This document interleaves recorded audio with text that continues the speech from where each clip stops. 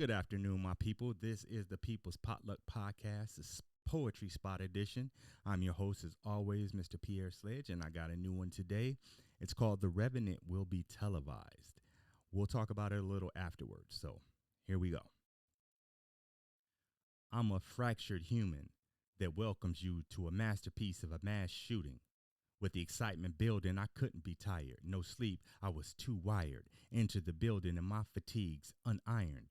A young adult remembering mentoring in a class of my favorite teacher, Mr. D's. A lonely being who was attentive and hella hip until it wasn't as innocent a fellowship. And then to look back after disaster, after a bridge too far was passed, I could no longer see the overpass. Maps couldn't even get my return route amassed. In the thralls of particular moments, no sentences, just breath holding. Shame was incepted and then less noticed. Excessive angst and then exploded when the reports were dismissed with extreme prejudice. They said no evidence from a kid whose conduct is a product of an imaginative construct. Became aggressive and then grazed less and imbued attrition. Spoke less until this watershed moment of full extension, as in magazines with the hollow point talons. And this barrel is a celebratory raise of a chalice to toast those who assumed I conjured tears for lupines, so spooked by the thought that I was a kid they thought could produce lies. I was dismayed as my character was slain in an assassination, a practical but inhumane sad summation. Now I'm defacing property and erasing those who mocked me. I'm sloppy in my first spree, so collateral damage is mounting. Complicit shut down with silence, and I bide it. The time to unleash the violence inside, it's no convoluting when the finger's pulling. I'm endowed with arousal fully. I'm the authority, the principal, and the schoolyard bully. Moving with a purpose, looking to assert this shit. Effort being a reckoning, took months to drop the nervousness. Classroom to classroom, browsing shock faces that probably look like a passenger's when a plane's going down in.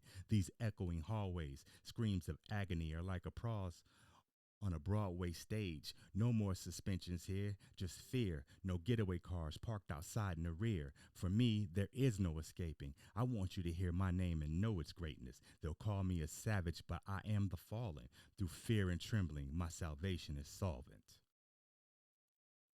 Looking at this display of unimaginative chaos, screams and ambulances, first responding, but maybe a negotiator needed to handle this. My unit was deployed swiftly to extract as many civilians from the building with me. Inside my eyes, I will never forget these sore sights of gore. Little ones laid out looking like they were fast asleep on the floor.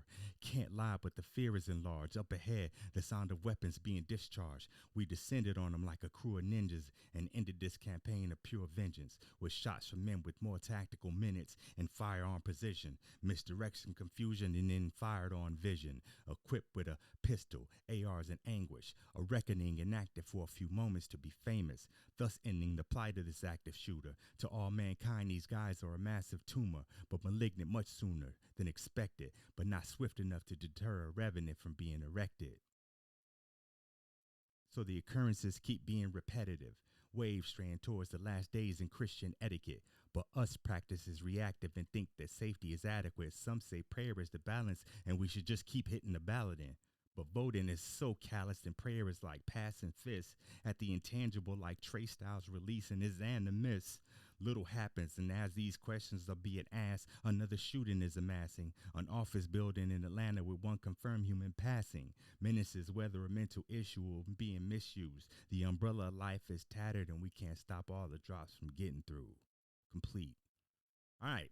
So my goal here was just to tell a story. To tell a story that unfortunately too many of us know of, and to give perspective, to maybe give a voice to people we don't hear from, to just give a little bit of insight. Just in my mind, this is how things could have gone or how some of them have gone. It's unfortunate as hell, but it was on my mind, and took me a little while to write it, but um, I never stopped working on it. So I think it turned out all right. I'd really like to hear from everybody. I just want to hear what you thought, or questions, or whatever, comments, whatever the case may be. So I will post this on a platform which I can get comments.